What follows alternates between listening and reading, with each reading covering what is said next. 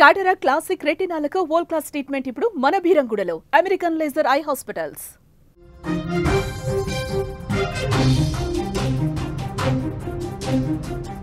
బంగాళాఖాతంలో ఏర్పడిన తీవ్ర వాయుగుండం ఉత్తర కోస్తాంధ్ర వైపు వేగంగా కదులుతుండటంతో రానున్నటువంటి 24 గంటలు అత్యంత కీలకంగా మారనున్నాయి.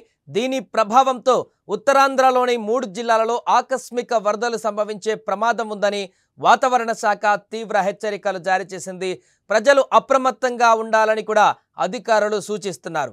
ఇప్పటికే ఒడిశాలోని గోపాల్పూర్ వద్ద తీవ్ర వాయుగుండం తీరం దాటినట్లు విశాఖ వాతావరణ కేంద్రం వెల్లడించింది. వాయువ్య దిశగా కదిలి బలహీనపడుతున్నట్లుగా పేర్కొంది. తీరం దాటిన తీవ్ర వాయుగుండం ప్రభావం కొనసాగుతుందని అధికారులు తెలిపారు. ఈరోజు ఉత్తర కోస్తా జిల్లాలలో భారీ వర్షాలు కురుస్తాయని అధికారులు చెప్పారు. శ్రీకాకుళం, పార్వతీపురం, మన్యం, విజయనగరం జిల్లాలకు రెడ్ అలర్ట్ కూడా జారీ చేశారు. ఇక మరోవైపు విశాఖపట్నం, అనకాపల్లి, అల్లూరి సీతారామరాజు జిల్లాలకు ఆరెంజ్ అలర్ట్ జారీ చేశారు. ఇక్కడ 5 నుంచి 12 సెంటీమీటర్ల వరకు వర్షపాతం నమోదయ్యే అవకాశం ఉంది. తూర్పుగోదావరి, కోనసీమ, యానం ప్రాంతాలకు ఎల్లో అలర్ట్ కొనసాగుతుంది.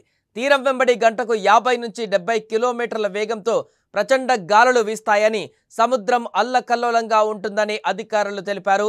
అందువల్ల మత్స్యకారులు 3 రోజుల పాటు వేటకు వెళ్లరాదని కఠినమైన హెచ్చరికలు జారీ చేశారు. అలాగే కోస్తా తీరంలోని అన్ని పోర్టులకు ప్రమాద హెచ్చరికలను కూడా జారీ చేసి అప్రమత్తం చేశారు.